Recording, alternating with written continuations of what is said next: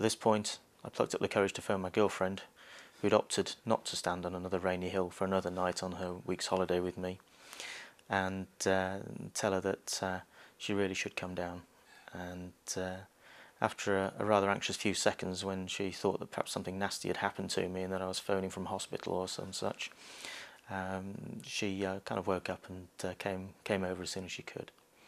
So it took a little while for her to drive over, but when she did, I packed up the camera equipment on the hill and walked down to meet her.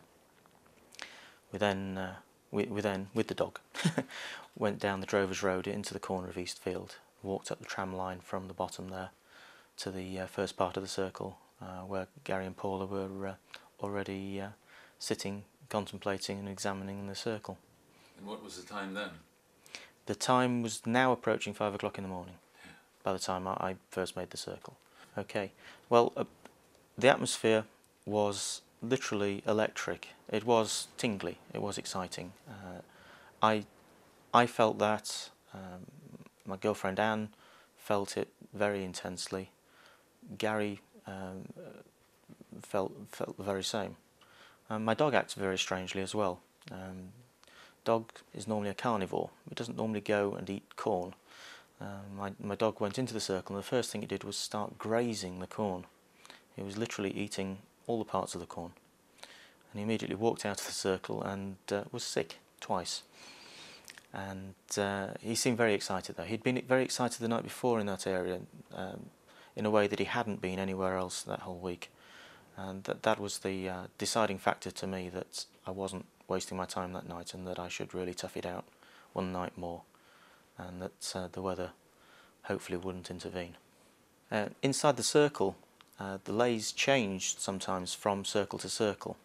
That is, the direction and intricacy changed occasionally. The circle I paid particular attention to had a relatively simple clockwise lay, and had a central swirled area which had no indication of any indentation, such as sighting poles or anything that I would expect to use to be able to survey this kind of formation. And really only from being in the circle can you grasp how difficult a task it would be to make this under any circumstances, especially so in the dark. Just working with a camera in the dark is befuddling. Finding switches where you know there are switches, finding places to plug in leads where you know they go, even by touch, can be difficult. To be able to sit or stand in a field such as that in absolute pitch darkness and survey a site without using any form of light, and then to make such a large formation in a known short period of time, I would consider to be impossible for a human to do. Okay, in the evening surveillance there are time gaps. That's largely down to mine and Gary's fault for talking too much. But it's almost as much a social event as a piece of research, and I think a balance has to be struck. And I think, bizarrely enough, I think that if I'd paid more attention at the time, the circle would be less likely to occur. By the same token that in '91 the consciousness I interacted with made the circle to show that it could dance around me. I believe it felt safe to make this formation at that time because it felt I wasn't paying attention. But I also wasn't paying attention to the fact there were cameras rolling in my car, and I don't think it was aware of that. There were gaps in the surveillance, unfortunately, as a result of this. The last sweep that Gary and I made was at 1:35, and the last digital still photograph we took was at 1:23 in the morning.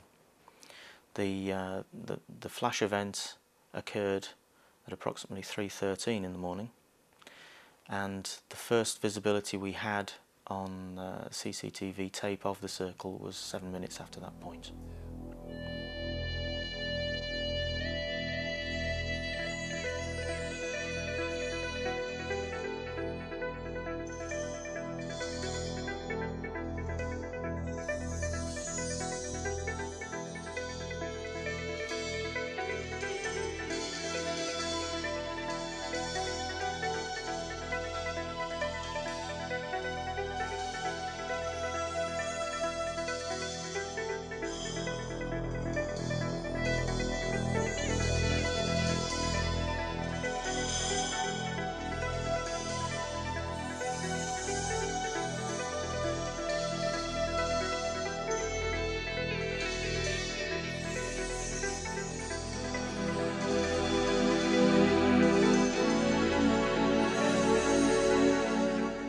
entered this formation for the first time a few days ago, it was awe-inspiring, beautiful. I was overwhelmed by many things.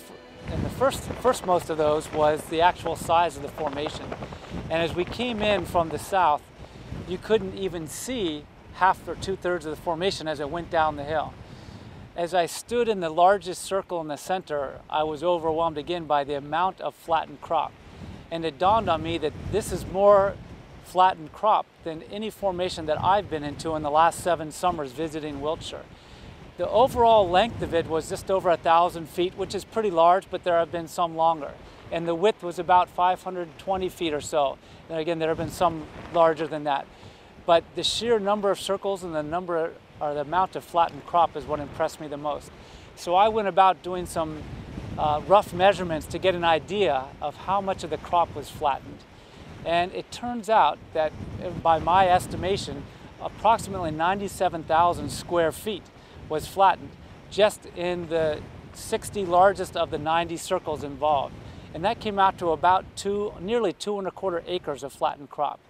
And for comparison size, up to this point, July 16th, I know of approximately 31 or 32 formations here in England. And about 1/4 of those would neatly fit inside of the largest circle in this formation down here. So next to the formation 6 years ago on the hill behind us here on Windmill Hill, this to me is by far the largest and the most flattened crop of any that I've seen. Well, if it was done by people in some sort of way, it must have taken quite a team or else taken quite a while. One of those two things, because there are over 90 circles in the formation itself and an additional 60 circles outside the formation. Many crop circle researchers call those grape shots. So over 150 circles were produced, and I told you about the acreage that was flattened. And to do it with precision is amazing. I'm curious, and I'm asking to find out, how long would it take a harvester to harvest 2¼ acres of crop, much less individual people going out and flattening the crop? There is something miraculous and magical going on here, and that I am always finding there is more that I do not know.